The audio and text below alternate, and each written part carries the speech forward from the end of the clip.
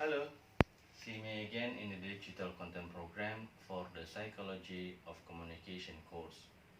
In this meeting, I will discuss the theme of relationship. In the context of communication, the concepts of communication and relationship are intertwined in several basic ways.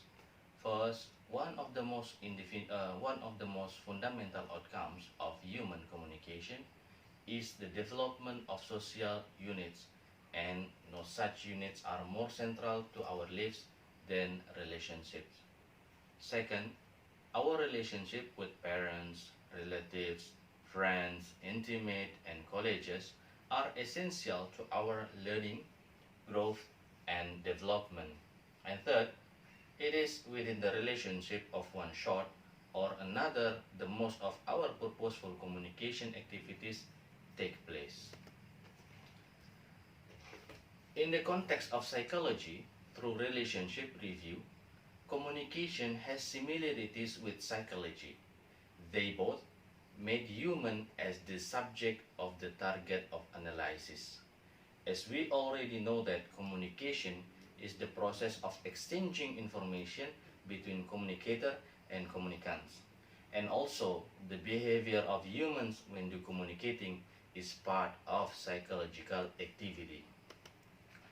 Psychology analyzes all components involved in communication process, and in terms of communication itself, psychology is very helpful to find out the nature or attitude of the interlocutor, both communicant and communicator. In the most basic sense, a relationship is formed when reciprocal message processing occurs between two or more individuals. The reciprocal message processing, which we can call interpersonal communication, is the mean through which relationships of all types are initiated, developed, grow, and sometimes deteriorate. Relationships can manifest into several types, some of which are identified in 1. Dyadic and triadic relationship, 2. Task and social relationship, 3. Short and long-term relationship, 4. Casual and intimate relationship, 5. Dating, love and marital relationships, and 6. Family relationships. Similar to human development, in psychological process, a relationship also undergoes a process of progressive change, or as the evolution of the relationship, although sometimes it is development undergoes deterioration at the end. Some experts have succeeded in formulating the evolution of this relationship into 6 stages, beginning with the initiation stage, when two or several individuals take notes of and adjust to one another's behavior, often are nonverbal, like smile, glance, handshake, movement, and appearance. The next step is exploration. Participants explore the potential of other people and the possibilities of further pursuing the relationship. They gather information about the other person's styles, motives, interests, and values. This knowledge serves as the basis for assessing the merits of continuing the relationships. The third stage is the stage of decision making, or the stage of intensification. In this level, the participant has arrived at a decision which they may or may not verbalize.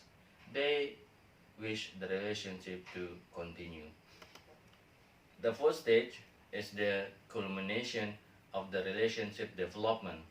This stage is known as formalization, which during this stage the individual advance in their joint creation of relational rules, including the development of shared symbol, preferred, and characteristic pattern of conversing. This is the stage in which people announce to the world that they are committed to each other. For example, engagement ring as nonverbal, or by referring to a person in a different way, like saying, "This is my fiance," as verbal. Then the fourth stages show that people in the relationship always do evaluate their relation. With the passage of time, people grow and develop, creating pressure of change on the other people in the relationship. If the evaluation results show the goodness, of course, it will continue. But once the deterioration process has reached this point, it is quite likely that the relationship is headed for dissolution. At this stage, some of them will stop being a relationship and then end it in variety of pattern. This is the last stage of relationship, which is then conceptualized as the deterioration stage. What you need to know is the evolution of the relationship certainly does not only involve the role of communication, but it also interconnects with the psychological perspective of the individuals that involved in the relationship. Therefore, a student of communication must be able to see a social phenomena from several scientific perspectives, because the true communication is not a single perspective. Okay, that's all. See you next.